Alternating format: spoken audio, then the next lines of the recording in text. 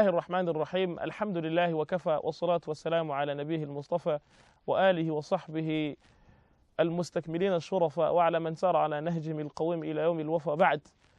Chers sœurs, chers frères, assalamu alaikum wa rahmatullahi ta'ala wa barakatuh.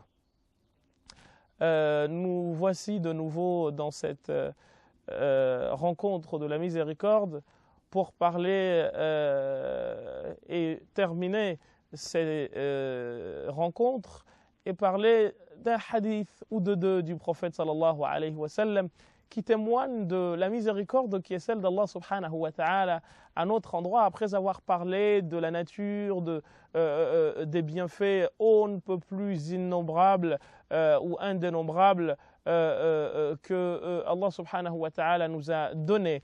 Et ces deux hadiths, nous allons les citer l'un après l'autre pour que nous nous rendions compte justement du fait que Allah subhanahu wa ta'ala n'a rien laissé pour que l'humain soit justement dans les meilleures conditions qui soient sur terre. Le premier de ce hadith est le hadith du prophète sallallahu alayhi wa sallam qui nous dit que خرج الرسول صلى الله عليه وسلم مع أصحابه إلى معركة. Le prophète صلى الله عليه وسلم est parti avec ses compagnons dans une guerre. فبعدما انتهت المعركة وانتصر الرسول صلى الله عليه وسلم وأصحابه, après à la fin de la guerre, le prophète صلى الله عليه وسلم a gagné la guerre avec ses compagnons. أخذوا غنيمة المعركة وكذا. Ils ont pris le butin de la guerre après l'avoir remporté. إلا أنهم رأوا امرأة تنطلق من نقطة إلى أخرى. وهذه المرأة كانت من الفئة التي غلبت أو من القرية التي غلبت أو من المدينة التي سيطر عليها. Cette femme, le prophète sallam voit cette femme qui part d'un point à l'autre, mais sans se soucier de quoi que ce soit, alors qu'elle était du côté de la partie qui a été vaincue, de la partie qui a été battue. Le prophète sallallahu alayhi wa sallam regarde et ses compagnons regardent cette scène, mais complètement médusés. Lam yakunu yafhamu. Ils ne comprenaient rien du tout. لم يفهموا ما كان يحدث مع هذه المرأة التي لم تكن تعبأ بهم أبدا. Elle ne se préoccupait nullement de la présence d'une force dont on pourrait dire qu'elle était une force ennemie. Non, nullement. وبعد فترة, après un temps, رأوها تأتي وهي تحمل طفلا. Ils ont vu venir cette femme avec dans ses mains un enfant. فاتجه نحوهم الرسول صلى الله عليه وسلم. Le prophète sallam s'est dirigé vers ses compagnons وقال لهم, et leur a dit, هل فهمتم سبب انتقالات هذه المرأة? Est-ce que vous avez compris la raison pour laquelle cette femme bougeait d'un endroit à l'autre دون أن تعبأ بنا, sans qu'elle ne prenne, أو كما قال الرسول صلى الله عليه وسلم وأحكي الحديث وأروي الحديث هنا بالمعنى. Je rapporte le hadith par le sens. Est-ce que vous avez vu pourquoi cette femme part d'un instant à l'autre, d'un coin à l'autre, sans se soucier de rien du tout? Même pas de nous qui devrions être à ses yeux une force ennemie. قالوا بلى يا رسول الله. قالوا لا يا رسول الله. Ils lui ont dit, oh, nous, messagers de Dieu, nous ne sommes pas au courant de ce qui se passe. Le prophète صلى الله عليه وسلم قال لهم هي كانت تبحث عن ابنها أو عن ولدها أو عن طفلها. Elle cherchait son enfant. فشفقتها على ابنها أو على طفلها هي التي حملتها وجعلتها لا تعبأ بأحد. La miséricorde, la pitié, l'amour qui lie cette mère à son enfant, eh bien, c'est ce qui a fait qu'elle se fichait de tout ce qui l'entourait. همها الوحيد, sa seule et unique préoccupation, آنذاك أن تجد طفلها, c'est qu'elle retrouve son enfant. فهذه الشفقة أعمتها وجعلتها لا تحس الخطر. Cet amour, cette pitié, cette fusion, cette harmonie qui la lie à son enfant, eh bien, a fait qu'elle n'était même plus consciente du danger, car sa principale préoccupation était son enfant, de retrouver son enfant. Et regardez une chose. Ya'lamu, sachez, ô vous compagnons, أن الله سبحانه وتعالى له 100 درجة من الرحمة. Dieu dispose de 100 degrés de miséricorde. أخذ واحدة منها. Il en a pris une de ces 100 degrés. هي التي بسببها لا تقع السماء على الأرض. C'est grâce à ce degré, à ce seul degré de miséricorde sur 100, eh bien que le ciel ne nous écrase pas en rejoignant la terre. وهي التي جعلت هذه الأمة لا تعبأ بالخطر ولا تعبأ بهذا وذاك حينما تبحث عن ولدها. Et c'est ce même degré de miséricorde qui a fait que, eh bien, cette mère n'était pas consciente du danger, se faisait fi du danger, elle s'en fichait royalement. لأنها أدخل الله سبحانه وتعالى فيها الشفقة التي هي جزء من درجة واحدة من درجات الرحمة عند الله سبحانه وتعالى من 100 درجة. Eh bien, cette miséricorde en elle n'est que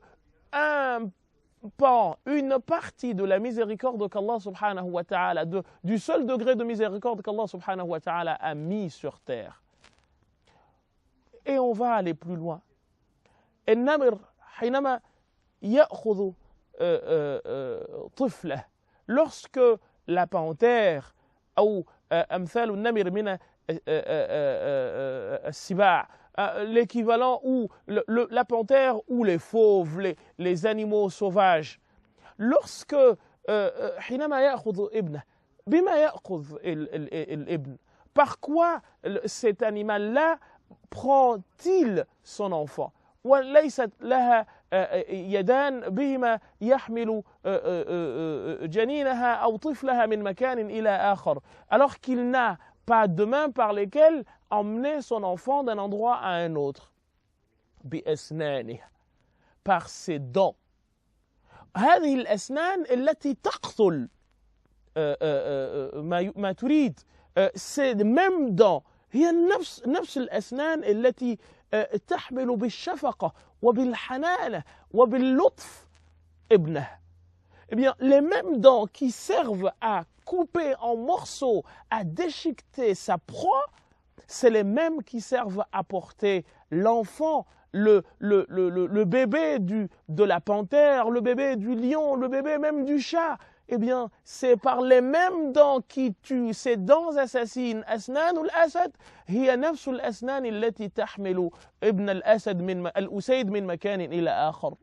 C'est les mêmes dents qui bougent, eh bien, l'enfant, le lionceau ou le bébé panthère d'un endroit X à un endroit Y. ولولا رحمة الله, n'eût été la miséricorde التي هي جزءا من 100 جزء, qui n'est rien d'autre que 1 degré sur 100, لقطعت هذه الأسنان, ces dents-là couperaient لقطعت هذه الأسنان الطفل إلى قطعات كثيرة. Eh bien, ces dents-là auraient déchiqueté en morceaux le bébé panthère ou le bébé lion. لكن إن لم يحدث ذلك, si cela n'a pas lieu, c'est هذا بسبب رحمة الله سبحانه وتعالى التي جعلت هذه الأسنان تتغير من أسنان قاتلة إلى أسنان رحيمة.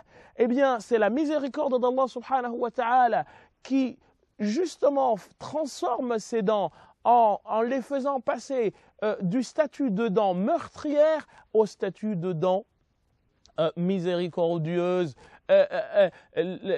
هي تلطف بالطفل كما نلطف بأطفالنا. Eh bien, elles sont douces avec les enfants exactement comme nous sommes doux avec les nôtres. الطفل حينما يؤخذ بنفس الأسنان القاتلة, lorsque l'enfant est pris par les mêmes dents, ces mêmes dents assassines, لا يحس ألما ولا شيء ولا تعبا. Et le bébé ne sent ni dureté, ni difficulté, ni douleur. وإنما يحس الحنانة والشفقة والمحبة. Eh bien, en se faisant prendre ainsi, eh bien, l'enfant ressent plutôt la chaleur, ressent plutôt l'amour, ressent plutôt la miséricorde. هذه الأشياء كلها إن أمكنت برحمة الله سبحانه وتعالى. Si ces choses-là sont possibles, c'est justement par la miséricorde d'Allah subhanahu wa ta'ala et non par autre chose que ce soit. فيكمل الرسول صلى الله عليه وسلم الحديث. Le Prophète sallam termine le hadith et nous dit quoi? Et nous dit que هل Allah subhanallah. Est-ce que vous voyez Allah subhanahu wa ta'ala الذي هو أشفق على ابن آدم من هذه المرأة على ولدها أترونه أتظنونه يعذب الناس أو ابن آدم بالنار. Est-ce que Dieu qui est beaucoup plus miséricordieux à l'endroit de l'humain que cette femme à l'endroit de son enfant, vous le voyez punir sa créature par l'enfer? C'est une question, mais très chère, qui se répond d'elle-même.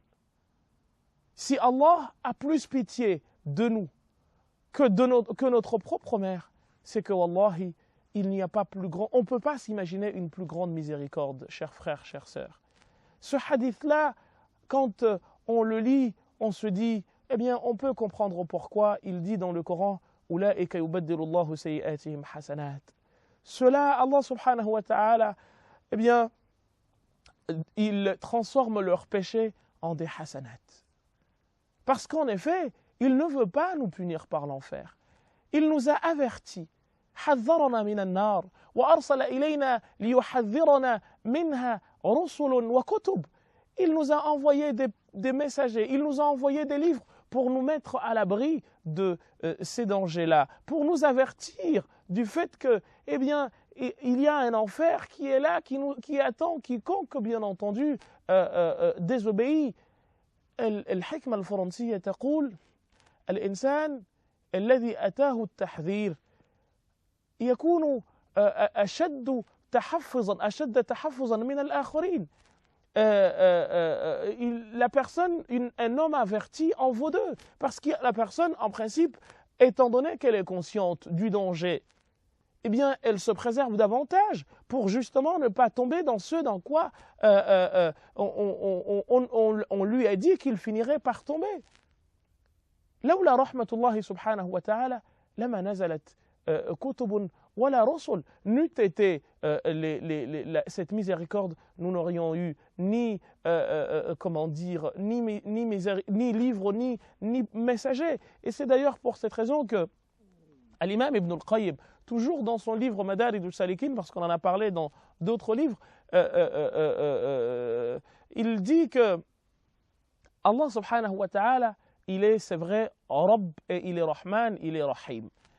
On va détailler davantage les propos de Cheikh al-Islam Ibn al-Qayyim après une petite pause. جعل الله وإياكم من الذين يستمعون القول فيتبعون أحسنه. والسلام عليكم ورحمة الله تعالى وبركاته. Chers téléspectateurs, chères téléspectatrices, nous voici de nouveau ensemble pour parler de cette miséricorde d'Allah subhanahu wa ta'ala. Et nous étions en train de parler de ce que l'imam Ibn al-Qayyim dit lorsque il dit que Ar-Rahman Ar-Rahim أو الربوبية الحمد لله رب العالمين الرحمن الرحيم. Il dit الرب هو الحافظ, il est celui qui protège. يحفظ عباده من كل شر ومن كل سوء. Il les protège contre tout mal, contre toute chose pouvant les déranger. Pour cette raison, qu'est-ce qui se passe, chers frères, chères sœurs? Eh bien, il dit, pour les mettre à l'abri de l'enfer, pour leur permettre justement d'éviter d'être un tantinet exposés à l'enfer, ماذا فعل بهم? Eh bien, il ne les a pas laissés. لم يتركهم وحدهم. Il ne les a pas laissés tout seuls. وإنما أيدهم بكتب ورسل ومعجزات عديدة. Il leur a donné non seulement des livres, mais également des messagers pour leur dire eh bien méfiez-vous, parce qu'il y a au-delà de telle chose, il y a tel danger. Si vous faites telle autre chose, vous vous exposez plutôt à la récompense d'Allah subhanahu wa ta'ala. Et c'est pour ça qu'au début de sourate Al-Mulk, il nous dit كلما ألقي فيها فوج سألهم خزنتها ألم يأتكم نذير. Est-ce que vous n'avez pas été averti? Et then, si vous avez été averti, vous ne devriez pas être là. Tout cela relève de la miséricorde. Il nous dit ne faites pas telle chose. Parce que si vous le faites, si vous la faites, vous vous exposez à un danger. Et donc même l'enfer, il nous dit de ne pas, il veut pas que nous finissions dedans. Et c'est pour ça qu'il dit parce qu'il sait que le kufr ma'wahu an-nar, parce qu'il sait que la mécréance se terminera en enfer. Il ne veut pas que nous finissions en enfer. Et tout cela fait partie de la miséricorde d'Allah subhanahu wa ta'ala. Donc nous sommes avertis, chers frères, nous sommes avertis, chères sœurs, pour que justement nous ne soyons pas dupes et pour que justement nous fassions attention quant à nos propos, quant à nos actions, pour justement éviter toute chose qui fera que eh bien, nous pourrons être exposés ou nous pouvons être exposés à l'enfer. Et d'ailleurs, parmi les doigts que nous avons hérités du prophète sallallahu alayhi wa sallam et des tabi'in, des compagnons et des tabi'in, c'est de dire que Seigneur, eh bien, apprends-nous ou facilite-nous le chemin menant au paradis et toute chose qui y conduit. Et éloigne-nous de tout chemin pouvant conduire à l'enfer et de toute action pouvant y conduire. C'est quelque chose de magnifiquement beau, parce qu'en fait, on demande à ce qu'Allah subhanahu wa ta'ala fasse quoi? On demande à ce qu'Allah subhanahu wa ta'ala, eh bien, nous conduise davantage vers, bien entendu, le chemin qui est le sien. Et il dit d'ailleurs que ceux qui œuvrent en notre direction, eh bien nous leur transmettrons, nous leur montrerons les chemins qui conduisent vers nous. إذن رحمة الله سبحانه وتعالى وسعت كل شيء. La miséricorde d'Allah subhanahu wa ta'ala te couvre et couvre toutes choses. Et c'est pour ça, encore une fois, que je n'aurai de cesse de répéter ces beaux vers de l'imam al-Shafi'i. إن كنت تغدو في الذنوب جليدا وتخاف في يوم الوعيد وعيدا فلقد أتاك من المهيمن عفوه وأتاح من نعم عليك مزيدا لا تيأسن من لطف ربك في الحشا في بطن أمك مضغة ووليدا لو شاء أن تصلى جهنم خالدا لما كان ألهم قلبك التوحيدا. Si Dieu voulait que tu finisses éternellement en enfer, il ne t'aurait jamais appris kalimatu la ilaha illallah Muhammadur Rasulullah sallallahu alayhi wa sallam. Lima, لأنها مفتاح الجنة. Parce que le terme la ilaha illallah, c'est la ilaha illallah Muhammadur Rasulullah, c'est la clé du paradis. وبها تغلق أبواب النار. Et par ça, Allah subhanahu wa ta'ala a voulu que eh bien que tu es ce qu'on appelle en arabe usfurani bi hajarin wahid, deux oiseaux que tu chasses, deux gibiers que tu atteins à partir seulement d'une seule et unique pierre. لما؟ لأنك حينما تقول أشهد أن لا إله إلا الله محمد رسول الله تفتح أبواب الجنة وتغلق أبواب النار. أبواب النار, tu ouvres les portes du paradis et tu te fermes les portes de l'enfer. لأن عدد أبواب النار 7. Parce que le nombre des portes de l'enfer, c'est 7. وهذه الكلمة تكونها 7 كلمات. Et ce mot-là, la ilaha illallah Muhammadur Rasulullah, cette formule, eh bien, elle est composée de 7 mots. La, wahid, 1, ilaha, 2, illa, 3, Allah, 4, Muhammadun, 5, Rasoul, 6, Allah, 7.